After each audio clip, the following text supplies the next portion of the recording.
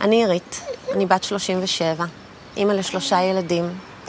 איתי בן 11, נועה בת 10, ואמה בת 1.5 חודשים, חדשה. אני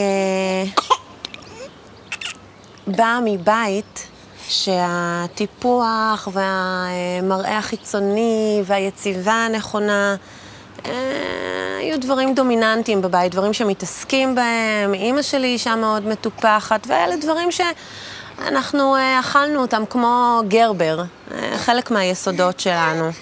באמצע שנות ה-20 שלי, בחורה גבוהה שכמוני ורזה, פתאום נראית כמו שרוך עם קשר.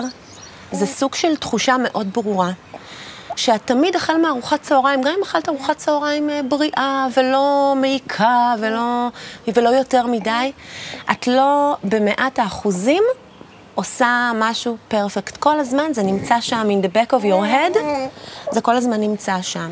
אני הרגשתי אם זה לא טוב, לא יודעת כמה ראו את זה כלפי חוץ. זה עושה אותך כבדה יותר, זה עושה אותך לא נינוחה, כבן אדם פעיל וגמיש.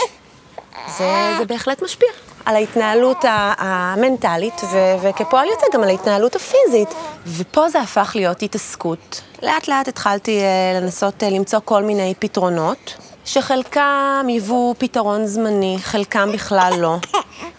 את עושה גם כל מיני ניסיונות, את מאמינה גם לכל מיני שרלטנים ופרסומים וכדורים וכל מיני כאלה דברים. שום דבר לא צלח.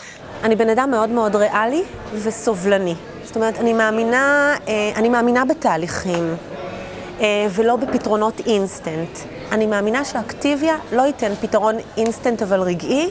אני מאוד מקווה שהוא ייתן לי פתרון לטווח ארוך, אבל פתרון אמיתי.